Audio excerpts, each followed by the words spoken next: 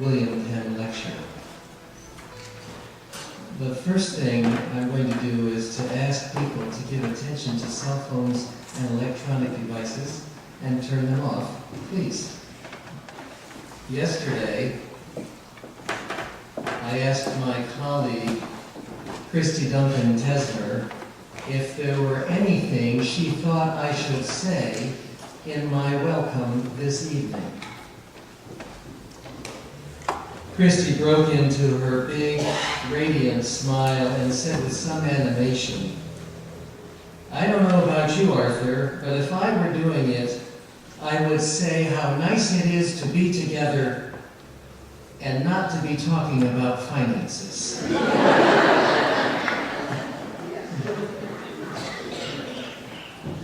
One of the great pleasures for me growing up Quaker were the times we gathered as a larger community, whether at yearly meeting or Friends General Conference or for the William Penn lecture itself.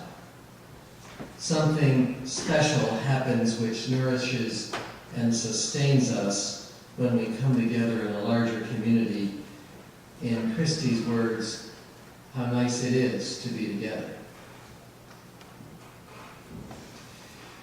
The William Penn lecture originated in 1916.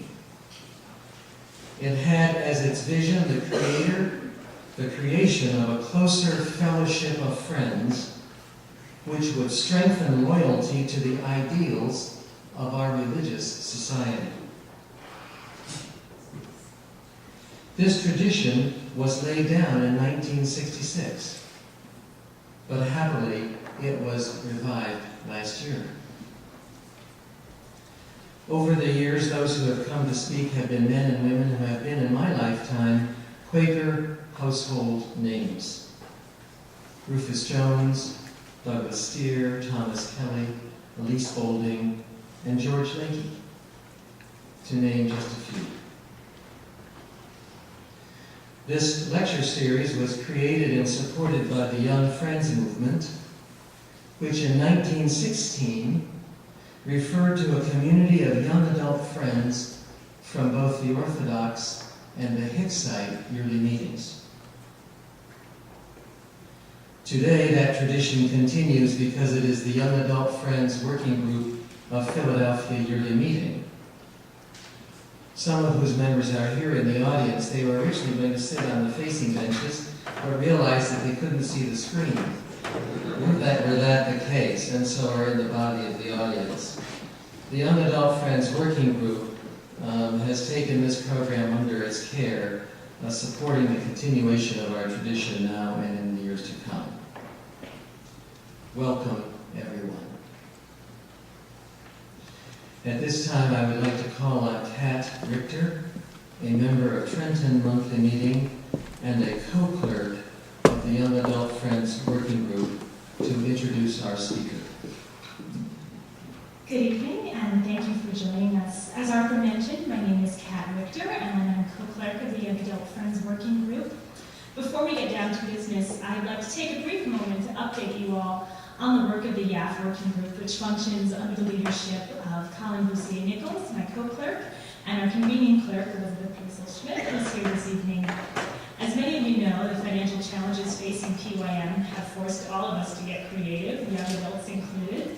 We've implemented a new volunteer structure, which in typical Quaker fashion seems to have more committees than people to fill them, but we're making progress. Next weekend, we'll be holding our third strategic planning retreat, during which we'll be reviewing input from the wider YAF community and finalizing the details for our next retreat, which is when they were supposed to do a drum roll. Our annual May retreat, so if you're between the ages of 18 and 35, mark your calendars for May 18th through 20th. And if you're not 18 to 35, find someone who is and tell them to join us. It's good karma. And Elizabeth has literature that is available for you to take with you tonight. We're still in the process of ironing out the location, but you can check our website or Facebook page for updates on that event. Now, getting down to business. Being relatively new to the Society of Friends, I knew nothing about the William Penn lecture until this time last year. It was then I learned, as Arthur mentioned, that the series was launched in 1916 by Young Adult Friends and ran until 1966, when it was eventually laid down. In 2011, the series would be relaunched with a fabulous lecture by George Lakey. At the time, I remember thinking it was a bit strange and kind of cool to find myself at a meeting house on a Saturday night. 20-somethings aren't supposed to be doing Quaker things on Saturday nights. We're supposed to be out doing normal things. But about 5 minutes into George's lecture, I was hooked. When it was suggested that he asked to take the series back into our care, I was all for it, until I realized too late what all enthusiastic Quakers eventually realize. If I wanted tonight's lecture to take place, I'd have to do something about it. At any rate, I'd like to thank all of my committee members for their help in planning tonight's event, and especially Christy Duncan-Tesmer, who picked up numerous loose ends along the way. Thank you, Christy. Most importantly, thank you to Samantha Griggs of Swarthmore Meeting, who's unable to be with us tonight, but she'll be taking over the running of this committee to ensure that next year's lecture will happen. Also, before I forget, following Signe's lecture, we'll be having a Q&A and refreshments in the East Room, so please join us. And now, on to tonight's main attraction, Signe Wilkinson. As many of you know, Signe is an editorial cartoonist, best known for her work at the Philadelphia Daily News. She is a member of Chestnut Hill Monthly Meeting, and much to the light of the Yap community, an outspoken friend with a special place in her heart for both outreach and humor. Summarizing the start of her career on her website, Signe writes, quote, "The San Jose Mercury News took a giant leap of faith and gave me my first full-time job, defined as drawing with healthcare, in 1982. My editor there suffered through my growing pains until I repaid his tolerance by taking a job in 1985 at the Philadelphia Daily News, where I had contentedly drawn under 4 editors, 4 publishers, and 4 different owners." Despite recent changes in print media, Signe is the first female cartoonist to win the Pulitzer Prize for editorial cartooning, and she served as president of the Association of American Editorial Cartoonists from 1994 to 1995. She has authored 2 books of cartoons, One Nation Under Surveillance and Abortion Cartoons on Demand. She also illustrated the FGC publication The Quaker Way, and her new daily comic, Penn's Place, is set in Philadelphia. I met Signe for the first time exactly 2 hours ago, when she joined some of the Young Adult Friends upstairs for dinner and conversation. I knew I liked her, however, from the moment I received her proposed titles for tonight's lecture. First up was, Quakers, are we dead yet? Then, double your pleasure, double your fun, double the friends who to meeting come. And finally, my personal favorite, I know, let's rearrange the benches, and other Quaker practices that we can no longer afford. Eventually, we settled on putting the cheer into walking cheerfully, and so it is without further ado that I'd like to welcome this year's William Penn speaker, Signe Wilkinson.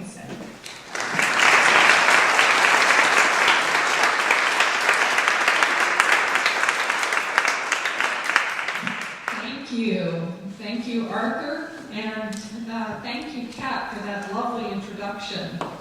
But you should know, Kat, that those rosy sentiments are not held by everyone. As one of my readers sent me a little note saying, "Dear Mr. Wilkinson, what goes on in your tiny little brain?" Some friends, probably including most in my own meeting, are likely thinking, why invite her? Doesn't PYM have enough problems? Perhaps it's because Kat knew that I have a way of dealing sensitively and tenderly with a broad range of religious subjects. Why, in 1 year alone, my tactful cartoons on matters of faith inspired 3 of the world's major religions to independently put me on their list of this country's top anti-Catholics, anti-Jewish, and anti-Islamists in journalism. And rest assured that I plan to discuss Quakerism here tonight with that same subtlety and insight.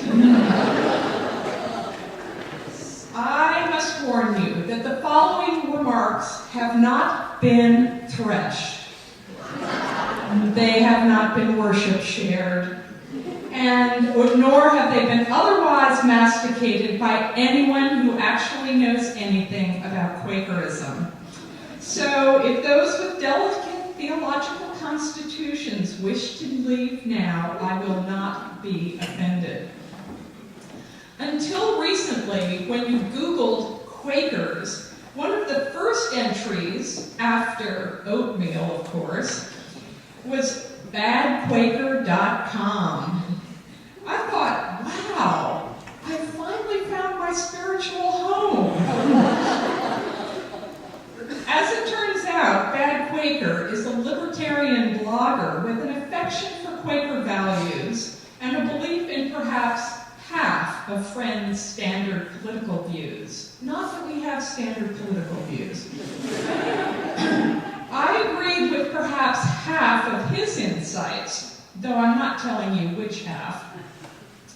And I'm guessing many of us here, when honestly stacking our real lives up against our high ideals, could write their own Bad Quaker blog. Quakers are perfectionists. We believe we're building God's kingdom on earth and that every minute of our everyday should reflect that worthy, but let's face it, rigorous goal. This won't shock my Chestnut Hill buddies, but I confess that this very week there were 3, possibly even 4 minutes which my life might not have been a perfect reflection of God's plan. Though I'm not telling you which minutes. The upside of all our moral striving is a long history of championing unpopular causes long before they became popular. The downside is that we are near extinction because we have spent much too much time flogging ourselves and each other for, well, being bad Quakers. In preparing for this talk, I reviewed a number of Quaker blogs where the central theme seems to be, I'm Quaker, you're not. As one post to the Lamb's War blog wrote, 3 times I have thought of formalizing my relationship with a meeting. 3 times Quakers drove me away. I almost made the leap a couple of weeks ago and was bitterly attacked for my spirituality. Ouch. But to be fair, her Quaker critics probably had good cause. She probably used white rice instead of brown in her casserole for the potluck. But still, I'm not sure that the best way to create God's kingdom on earth is by kicking everyone out of said kingdom. Needless to report, this is nothing new to Friends. In her recent biography of the great Quaker abolitionist, Carol Faulkner writes that Lucretia Mott was often exasperated by her fellow friends who regularly disowned each other for infractions ranging from bad business practices to falling in love with the wrong inner light to believing that even though we have no creeds, some friends' non-creedal beliefs are better than other friends' non-creedal beliefs. Friends of Lucretia's day warned against participating in sports, except apparently when that sport was Quaker toss, where you compete to see who can throw the most Quakers out of meeting. Today we have so few Quakers left, we rarely disown. If we did, who would serve on property committee? Instead, we do our mightiest to discourage newcomers. A woman who has attended our meeting enough times to get the perfectionist drift confided, I'm just not sure I'm good enough to be a Quaker. Now, granted, she's not Elizabeth Fry, but she isn't a mass murderer either. And I know she'd substantially improve the quality of our potlucks, so I'm all for her. The early Friends, the the very earliest Friends went out and looked for converts. They found them among soldiers, merchants, tradespeople, housewives, farmers, and even sons of admirals, who eventually got lectures named after them. Newcomers came for George Fox's bracing but cheerfully liberating religious insight.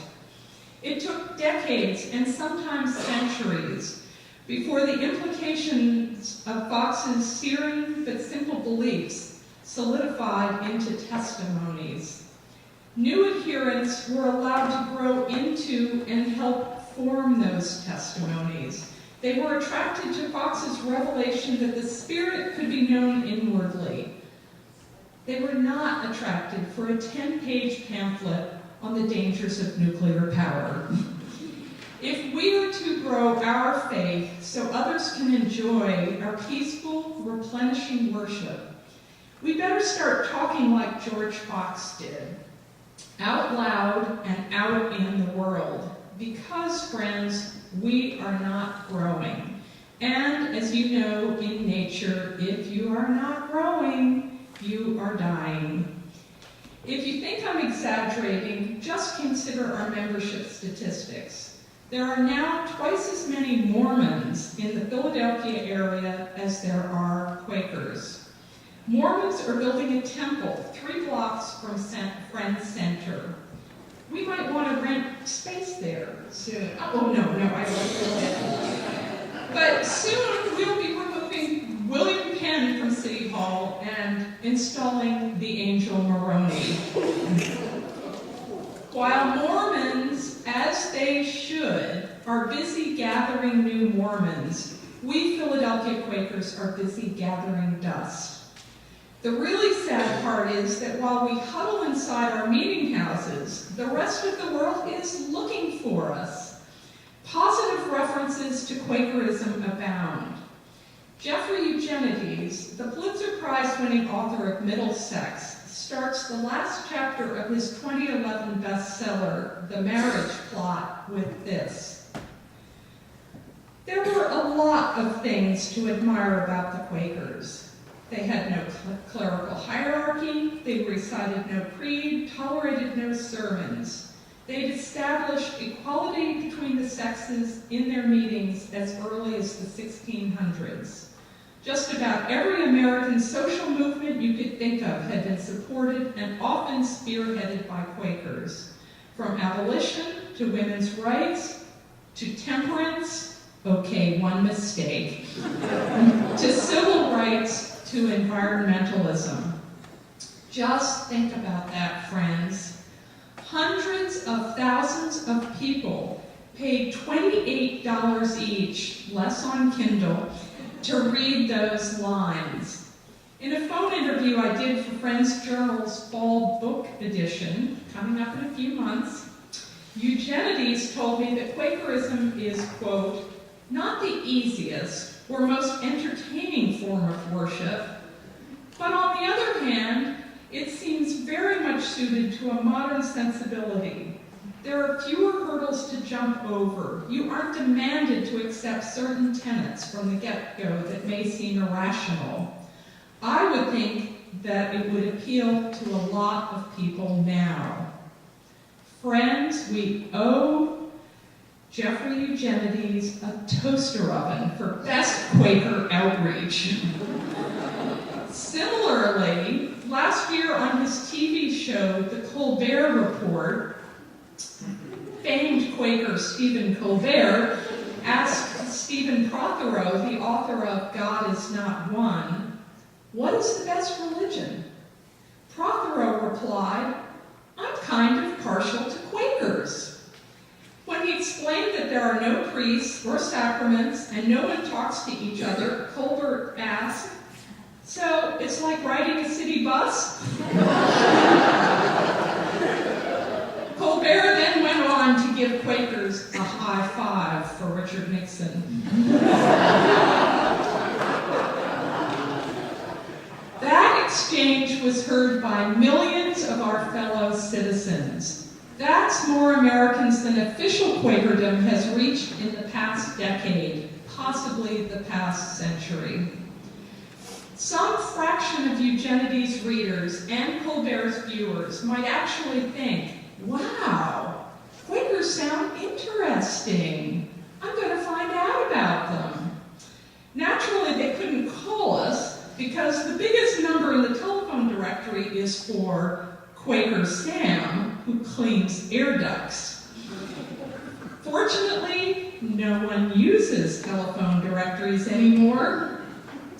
When they Google Quakers, this is what they find. And now I'm going to the illustrating part. Here we go.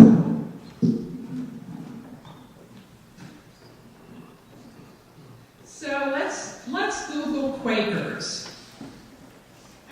We get Quaker oatmeal at the top. Quaker oatmeal. Then we get Quakers Online, Quakers Belief, and the Religious Society of Friends. So let's just go to one of those. The Religious Society of Friends, hey! What a great web page!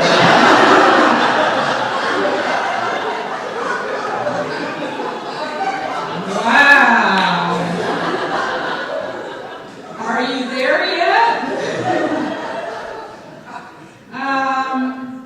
Way down. In the middle, they've got peacemakers, they got Quaker, this and that, they've got young friends, miscellaneous, they've got miscellaneous up there. Curious, want to send it, okay, so you get the general drift. But let's go find something else. Here's Quakers Online. Well, a little more attractive and friendly, but you're going, okay, what the heck is a Quaker? Quakerism, 17th century English founders envisioned it as the restoration of original Christianity, and like the first Christians, were imprisoned, tortured, and executed for their beliefs. Want to join?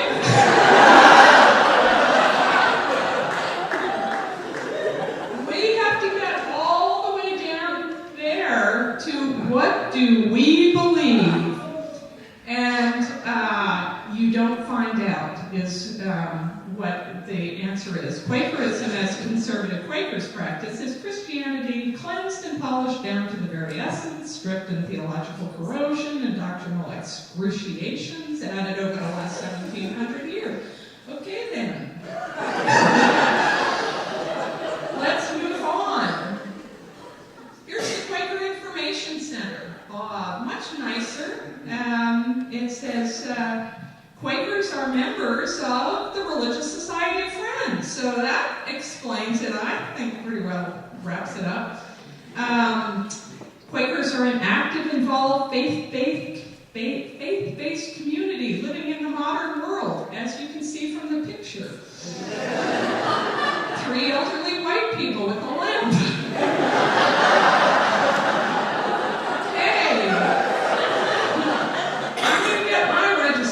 Card out.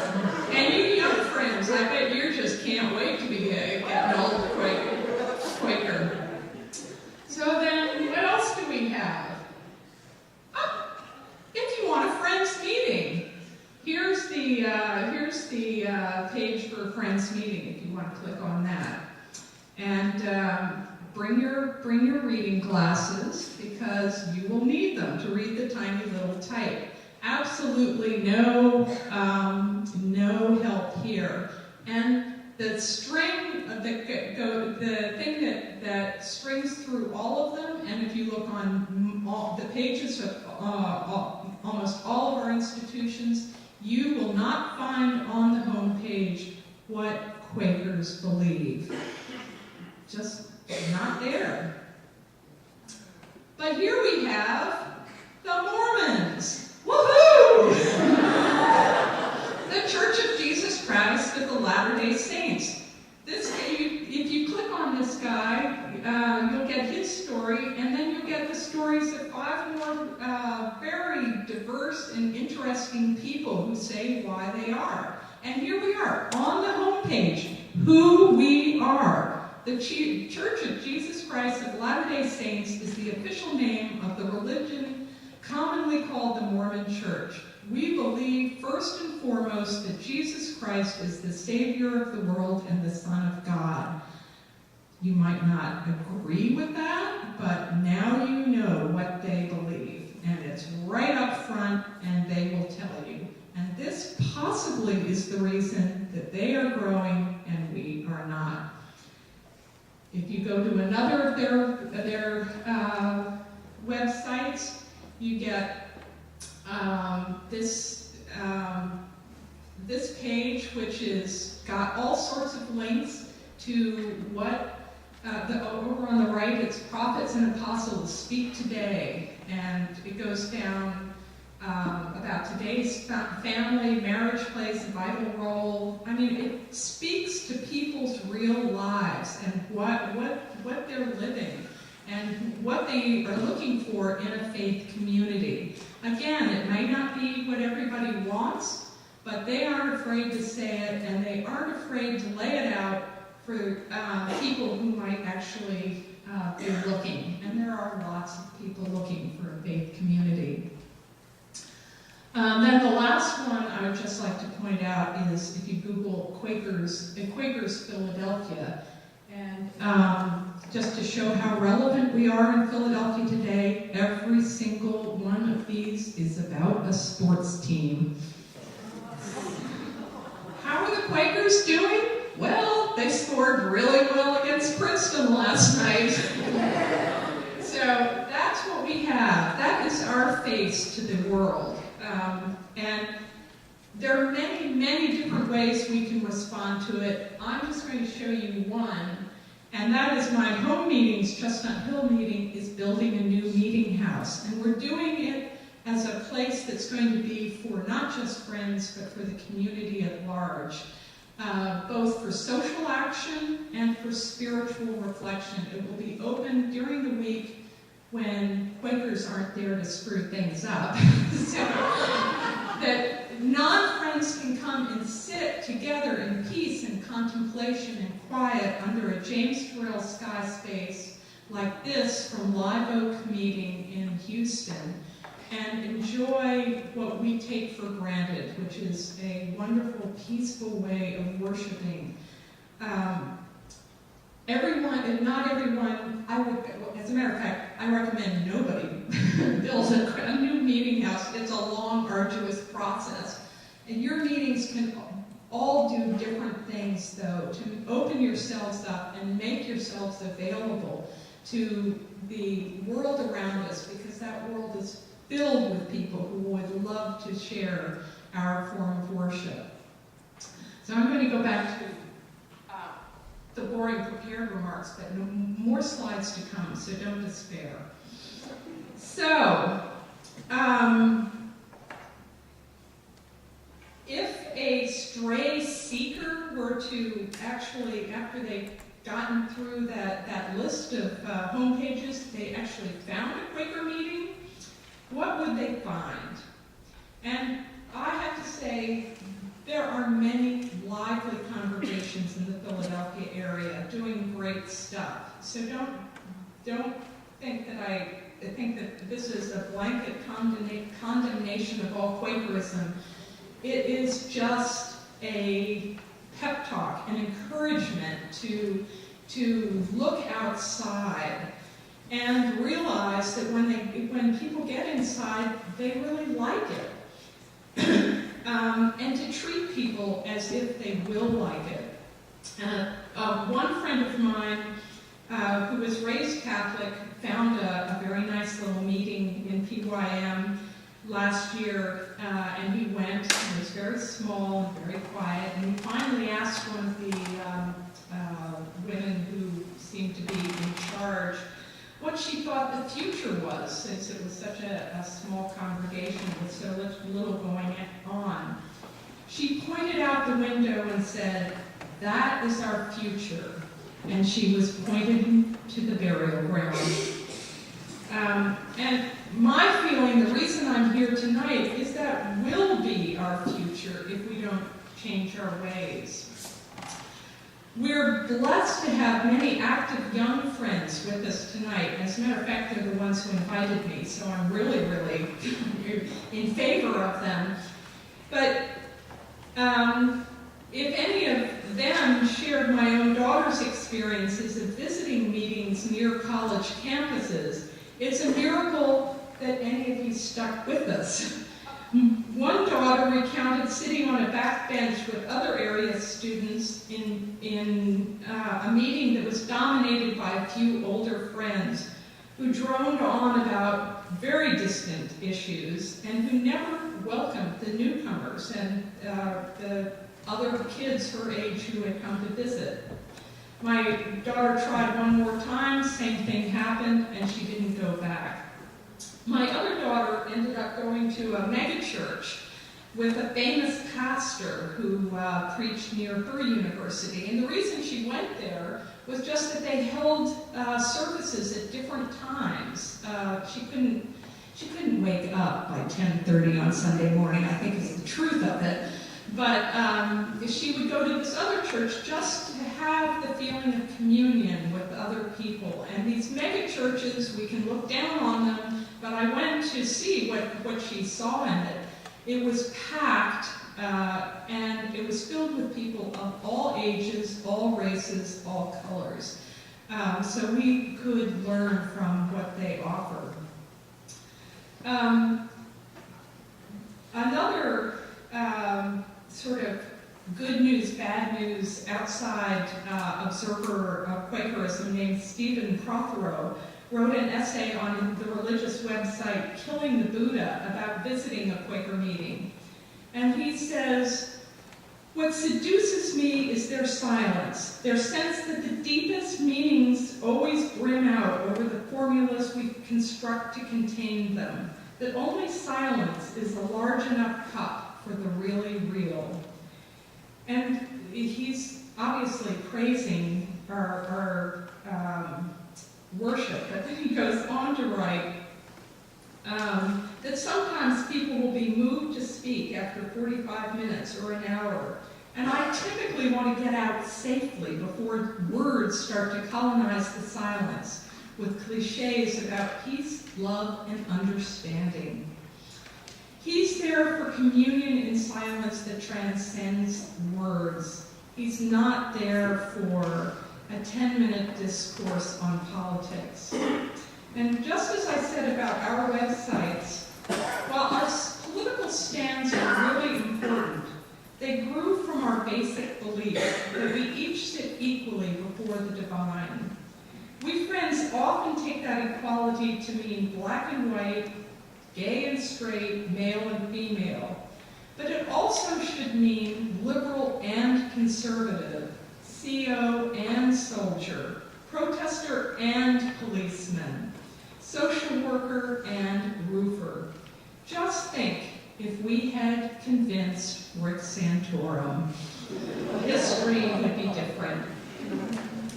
Fortunately, we liberal Friends are making some progress in trying to understand the spirit behind differing views.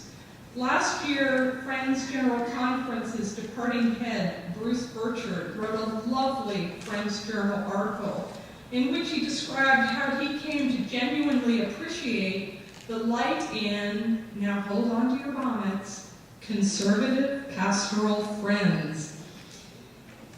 And if it's possible for us to find light in other Quakers, it also might be possible to find the light in people who are not teachers, not cartoonists, or not left-leaning political activists.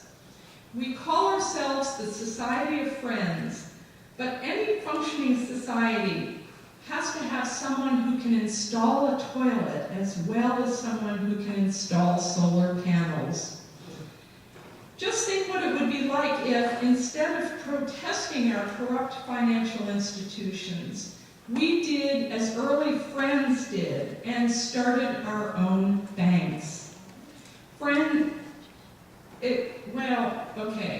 So maybe yearly meetings finances are not the best model to build them on, but Quaker bankers were once known for their probity and honesty.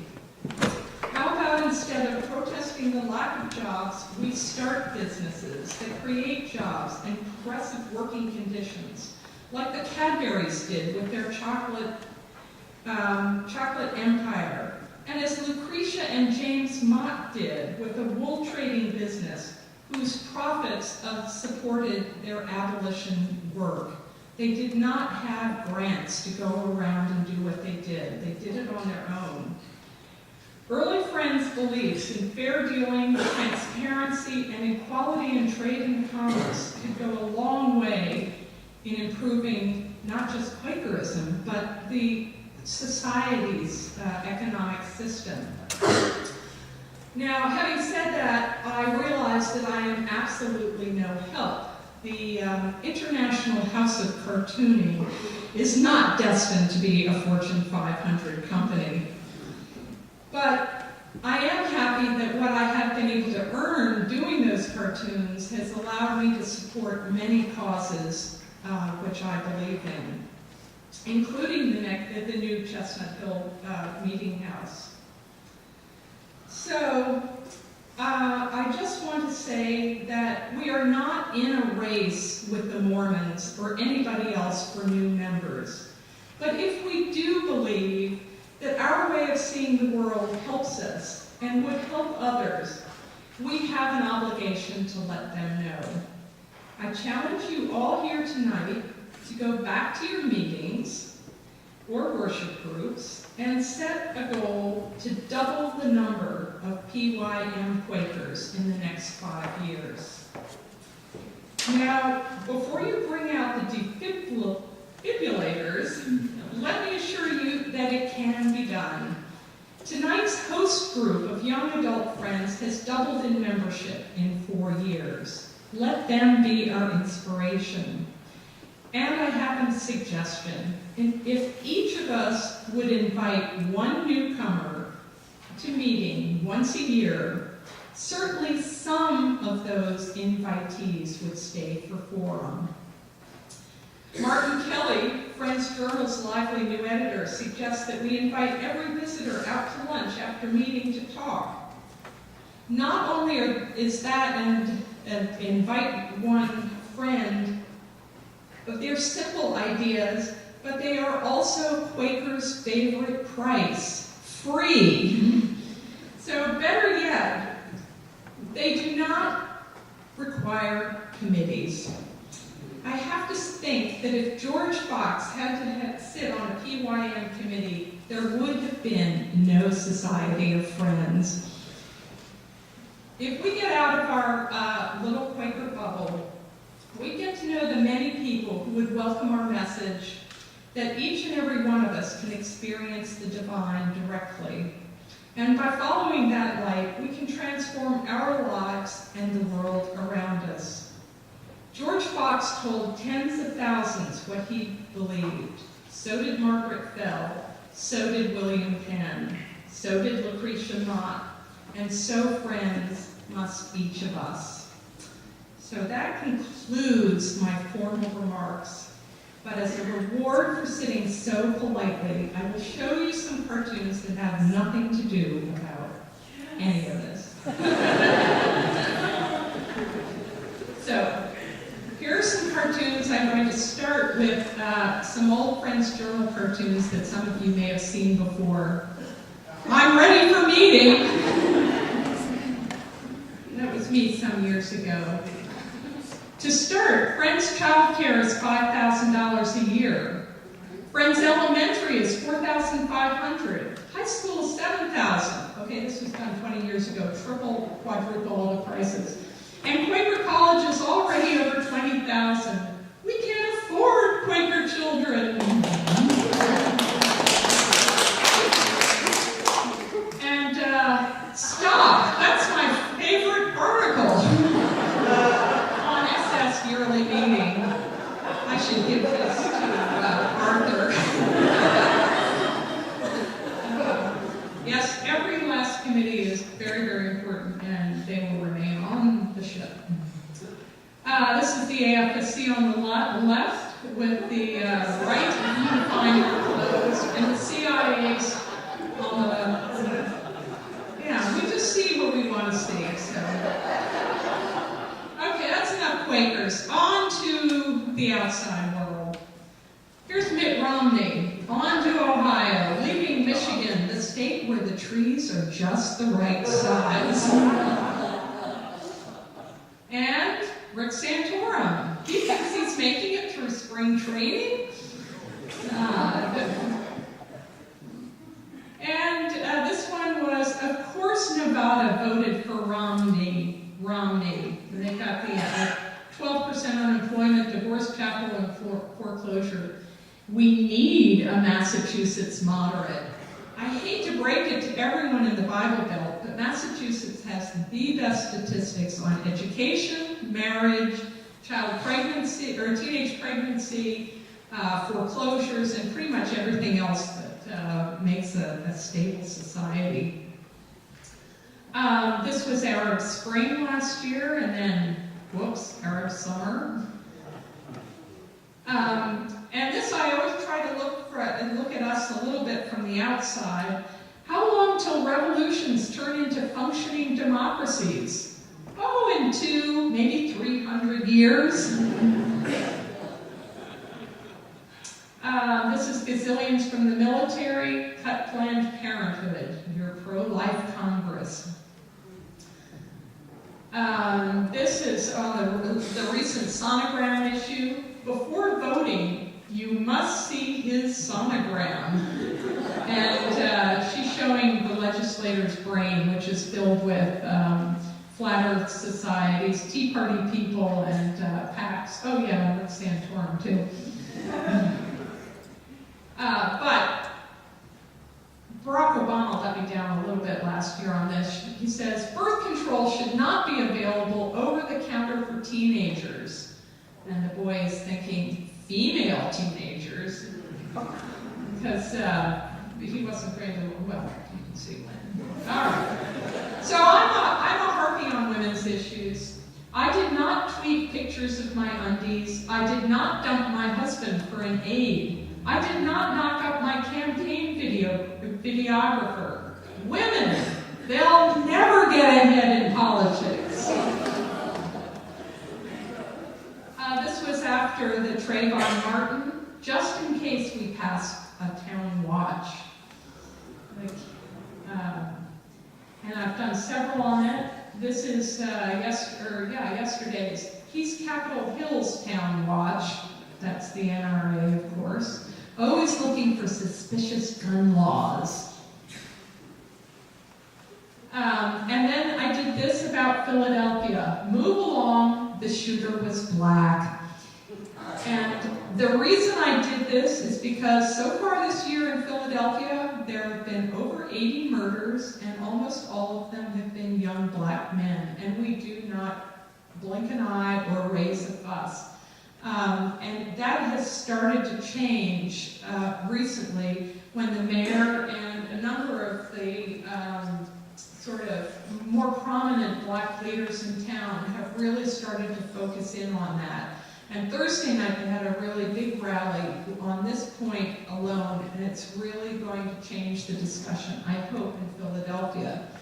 But I've been harping on it for many years, and I'll show you why, but I did this cartoon on the 3rd of this year.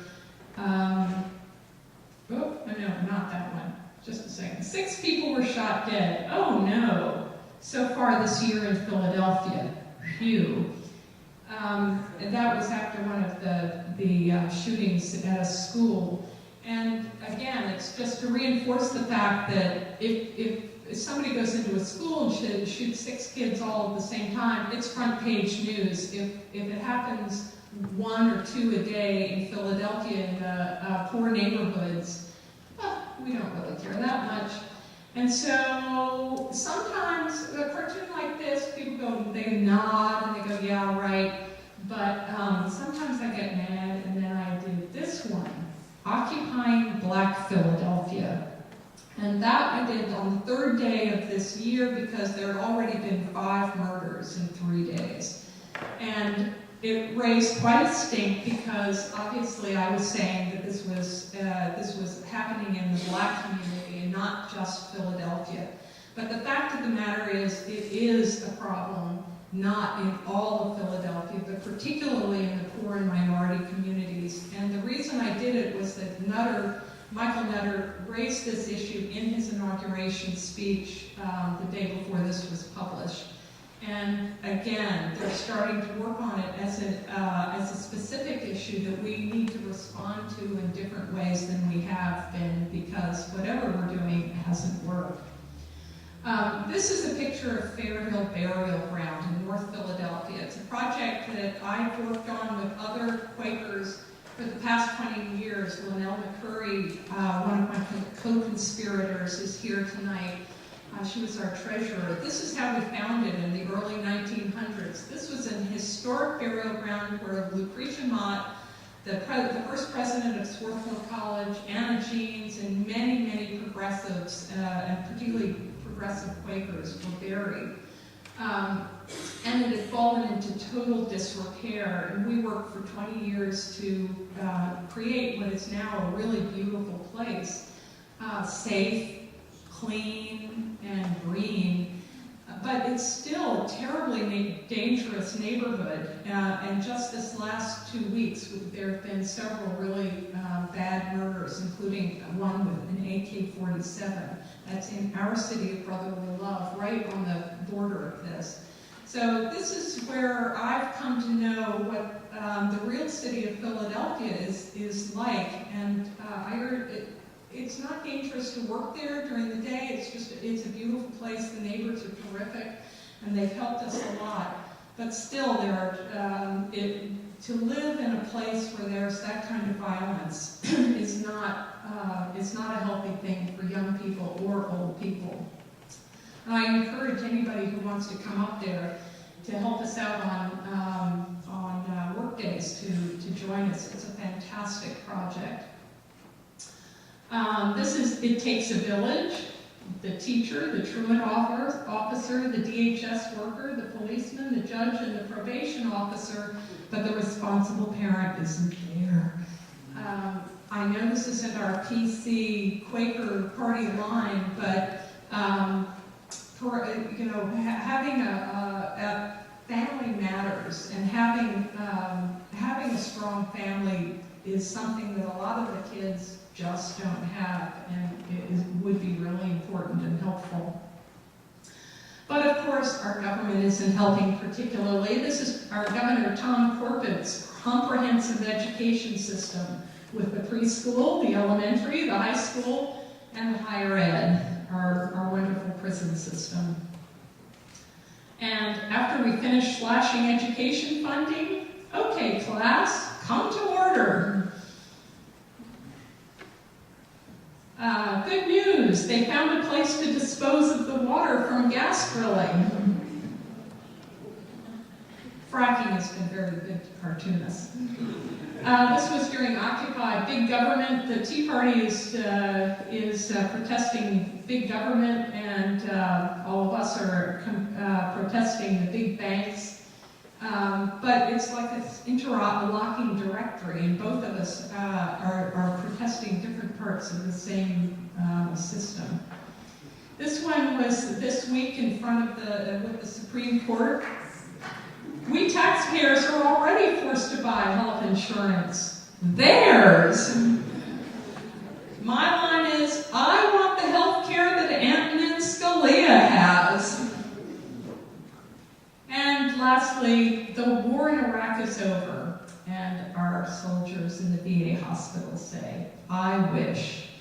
That's one place they could have listened to Quakers in the first place. I think we got it right on that one.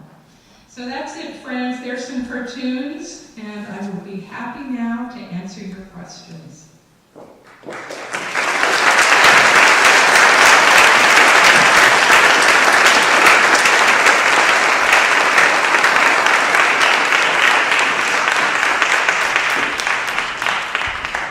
Kat is a dancer, so she's going to dance over to you to give you a microphone.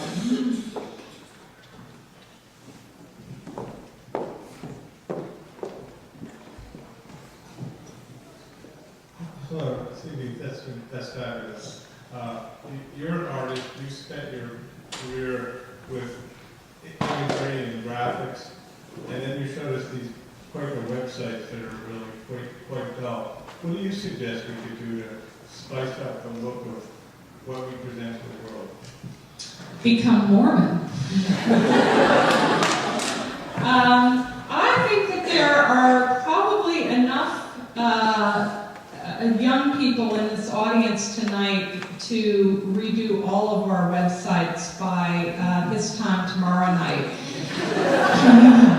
If you guys over there in those benches had a Young Friends conference where you took it on to redesign our websites, I think you'd get a ton done for the Society of Friends, and we would be in your debt.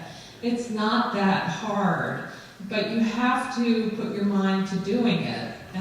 So just take a look at your meeting website.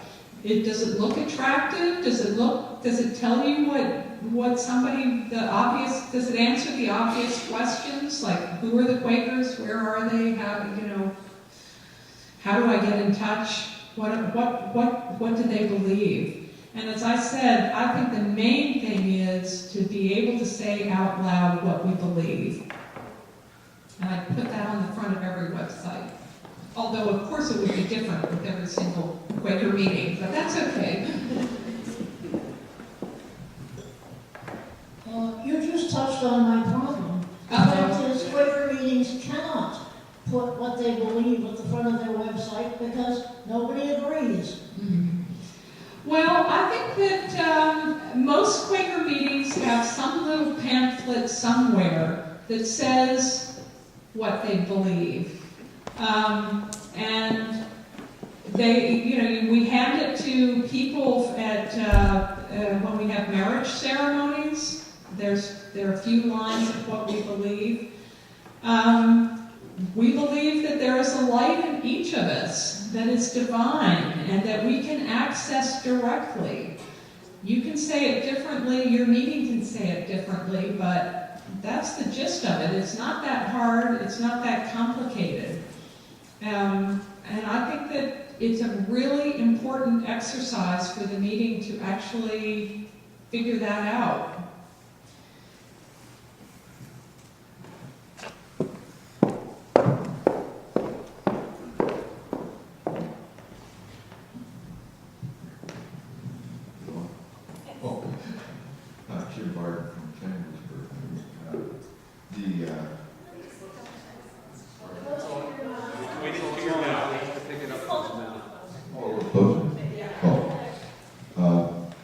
The Danish cartoonist caused quite a stir among the Islam community. I think I read that he felt that he had freedom of speech. Mm-hmm. I wonder, is there a line that you won't go over to create any kind of stir among any kind of group? Well, what you have to recognize is that cartoons exist to create a stir. As I said, if you do just a nice cartoon going, oh, isn't it too bad that X happens? Nobody really cares. But if you take it and you poke it, then people take notice and get mad. And I know that's not a Quaker way. That is not what I would expect Quakers to do. However, what happens, as we all know, is we get stuck in we get stuck in our own little worlds and in the ways that we see things. And you cannot tell someone from the outside that they're not allowed to criticize you. If you're doing something wrong, outside criticism is what will make you change. Essentially, early Quakers, were critics of the status quo. I mean, George Fox went into other religious institutions and started preaching. That is over the line. Nobody here would do that today. But that's what he did, and that's how it got started. You have to be really willing to shake things up for change to happen. And I would defend the Danish cartoonists. They were cartoons. They were ink lines on paper. They didn't behead anyone. They didn't do suicide bombs. They didn't go and blow themselves and other people up. They drew cartoons pointing to a really, I think, dangerous tendency to think that your point of view is so right that you can go and kill random people to prove that your way of thinking is right. So I defend the cartoonists, those cartoonists, even though I did not, I did not draw any of the cartoons clearly. But a friend of mine, who's a writer at the paper, we were talking about this. Writing, the same thing happens in writing. You can go over the line. What is the line? And as my friend said, well, as they say in baseball, if you don't occasionally get thrown out trying to steal second base, you're not doing your job. So I think when somebody has gone over the line, if they haven't hurt anyone doing it, I don't think we should be too very upset. And if any religion, and this includes Quakerism, we all think we are pretty darn great people. And we are, let's face it. But it's really hard to take criticism. And what happens is we say, well, if you're criticizing us, you're criticizing the holy part of our endeavor. And no, usually we're not the Danish cartoonists were not criticizing Allah himself or Muhammad himself. They were criticizing what was being done in Muhammad's name. And I just don't have a problem with it.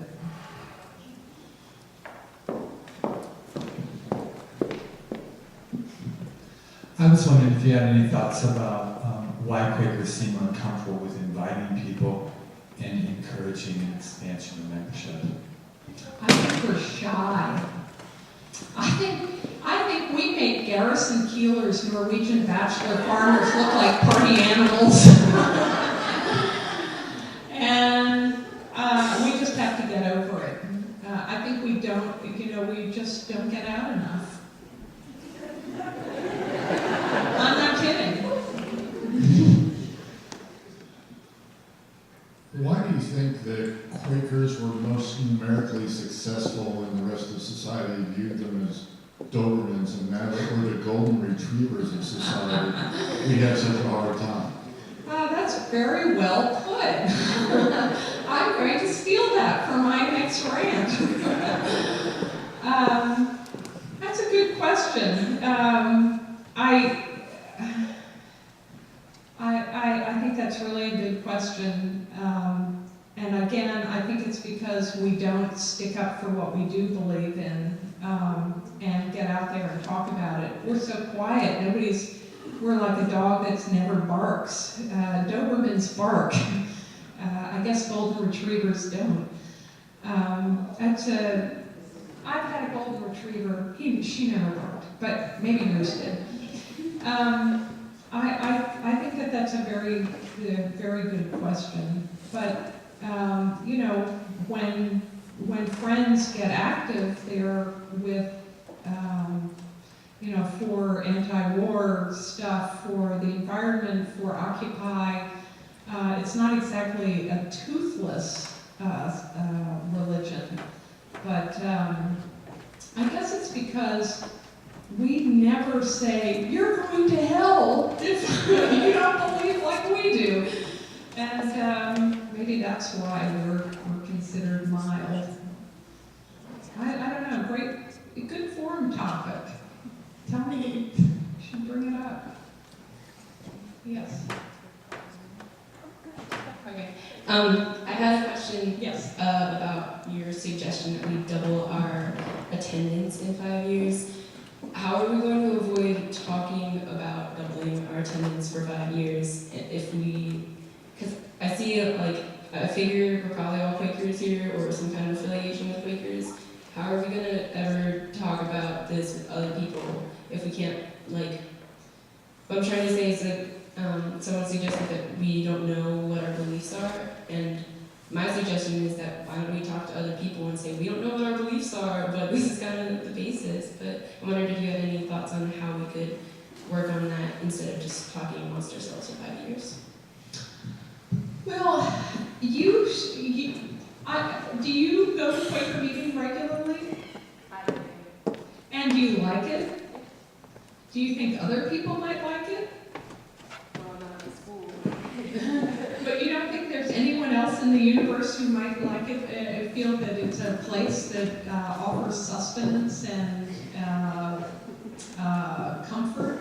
Yeah, I'm sure there are, but part of my question is how are we supposed to find these people interested in here? Well, for starters, you ask them. I mean, you don't only hang out with Quakers in your day in and day out life. You must know one or two people who have never been in a Quaker meeting.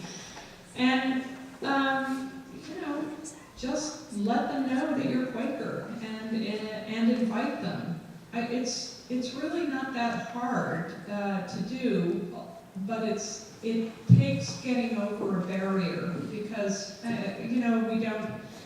we don't talk about religion outside of churches, but in other places, a new person comes to town and you meet them, you say, well, if you're looking for a spiritual home, why don't you come to my Presbyterian church or my Methodist church or my synagogue or my Quaker meeting? I just think that if you look around and you look at what's happening in the world today, the Catholic Church is in turmoil with people leaving who don't want to be in a religion that is so top down. It's not that we're going to go in and tell Catholics they can't be Catholic. It's just that there are some people who are looking for a different kind of faith experience, and they should know we are here. That's my only point. But I honestly believe that within 5 years, each of us should be able to run into one person we think might like a Quaker meeting. There have to be. If you don't know one person who might like a Quaker meeting, why are we here? What's so great about it? Why do you keep coming back to Quaker meeting? Think about what you like about Quaker meeting, and then think about the people who might also like it. It's pretty much that simple to me.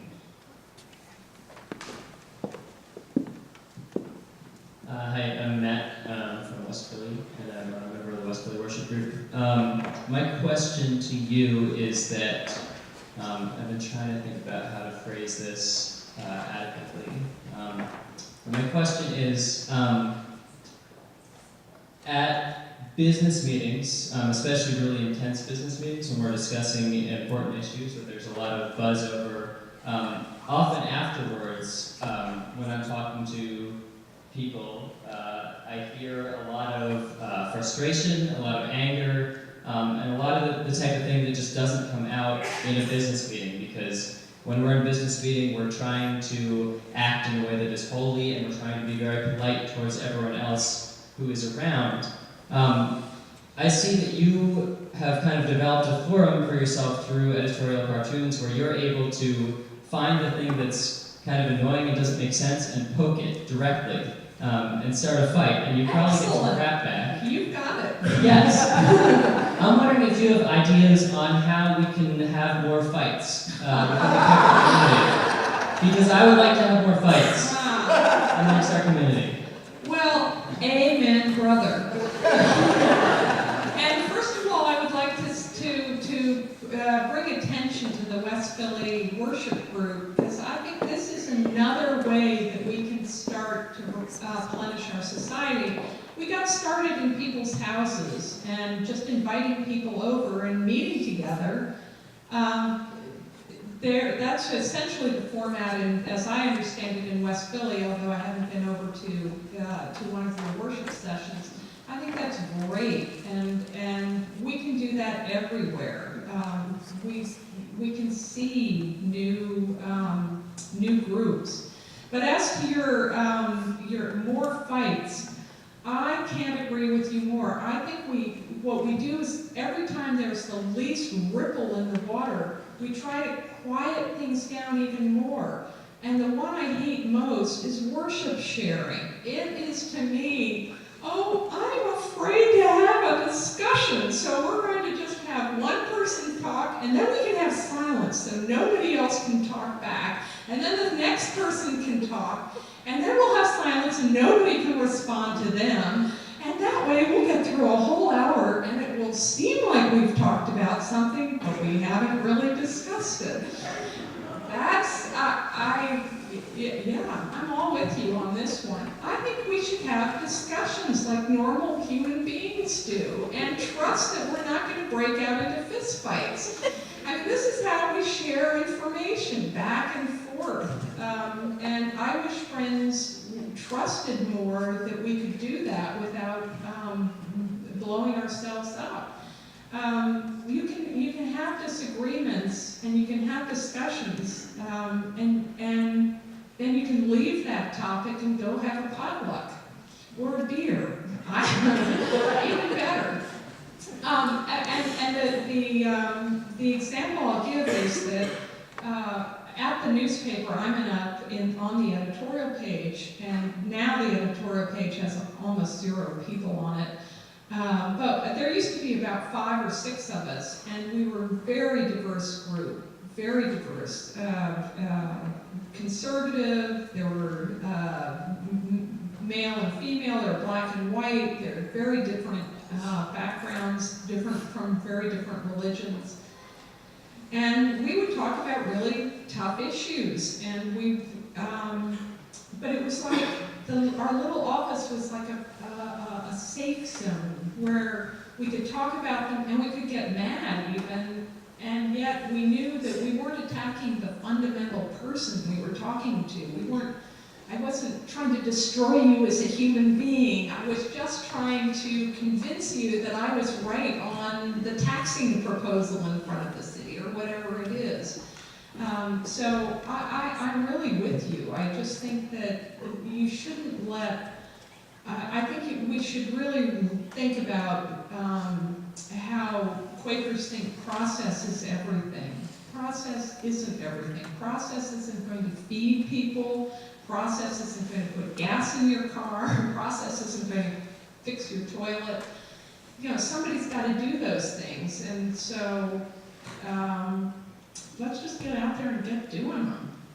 I really am glad you asked that question, and I hope you'll explore ways in your own group and then share with the rest of us. I heartily agree with that, gentleman. I'm Sarah Bruner, and I am with a wonderful group of people that are here in this yearly meeting house every day, Tuesday, 10 to 4, through Saturday, 10 to 4.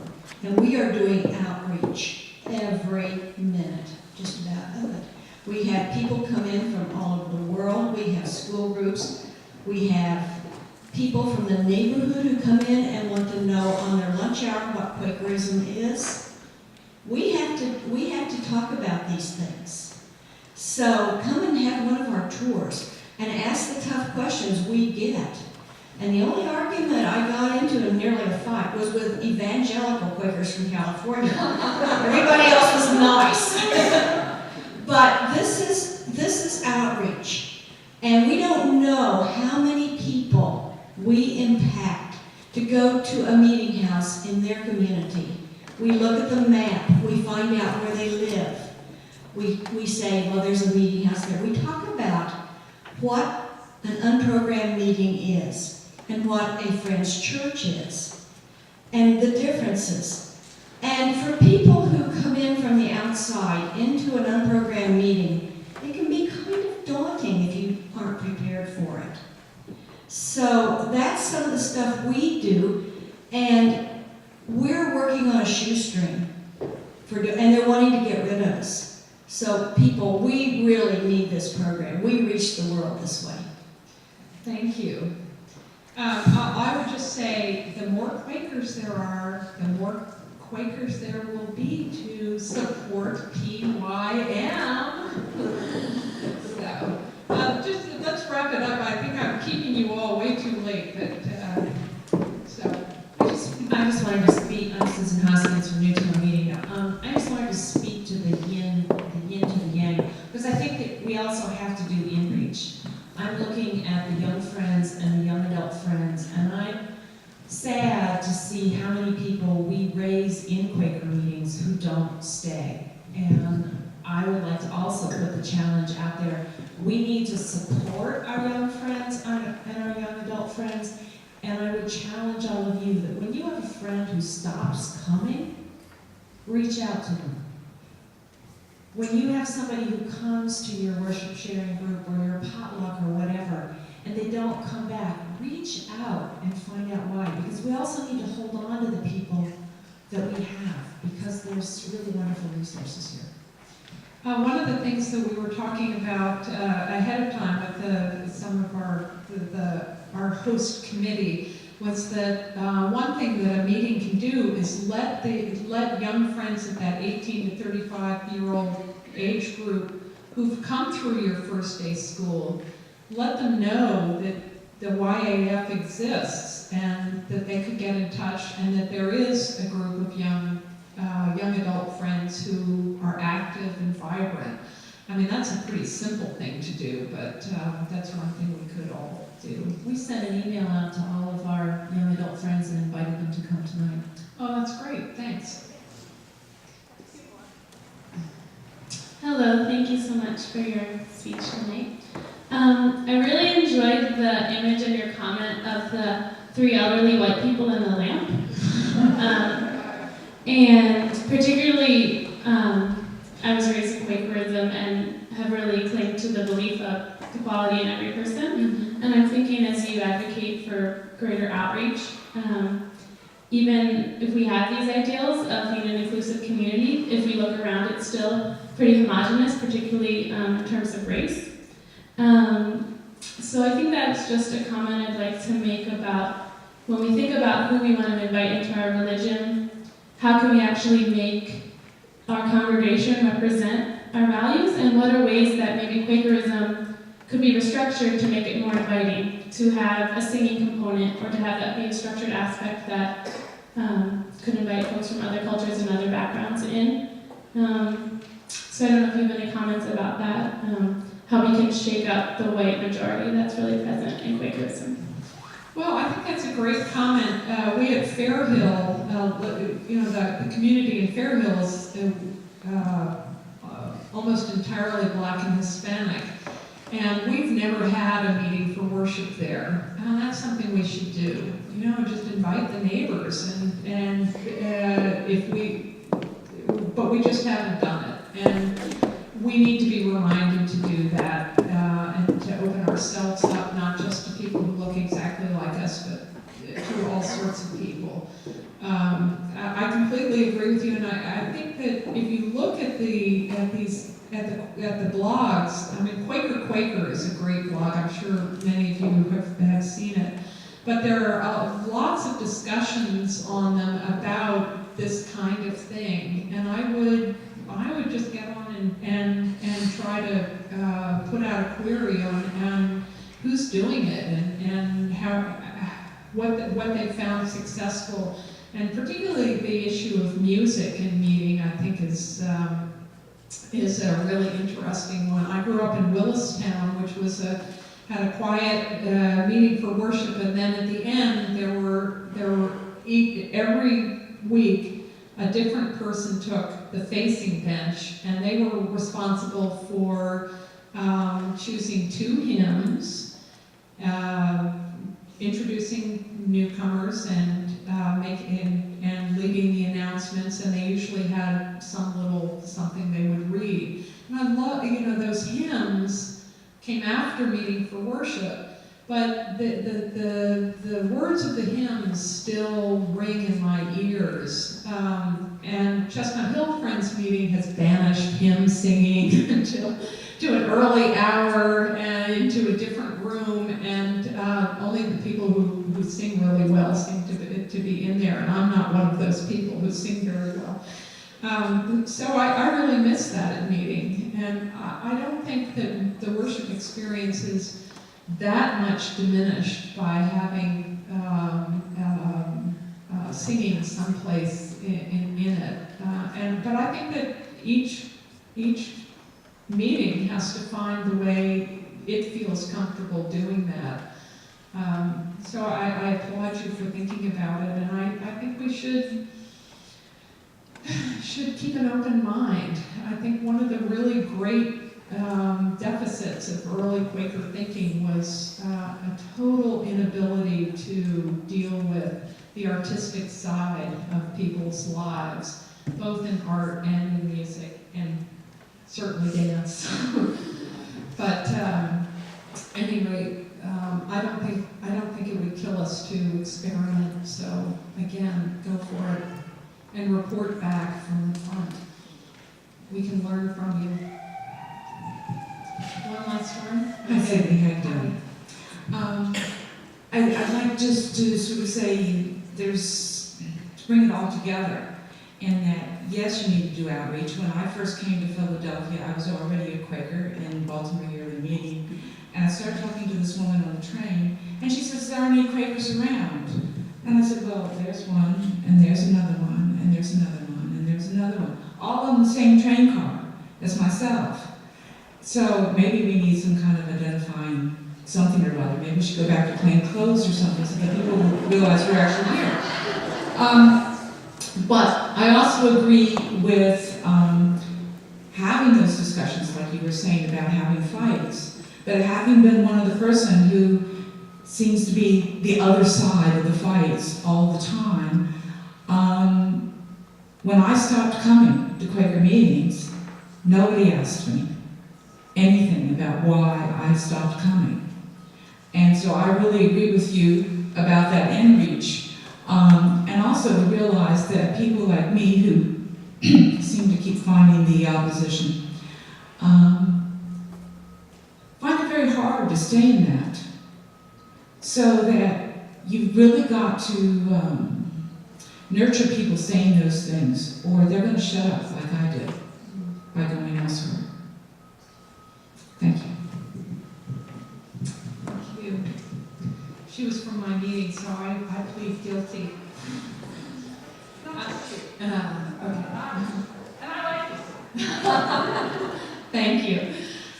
Well, we're going to have refreshments afterwards, so we can continue our discussion there. And I really thank you all. This has been very provocative. Your questions, I have to say, you've had the best questions I've ever had at a gathering like this. So they've been terrific, and I hope you'll continue peppering us in the next room.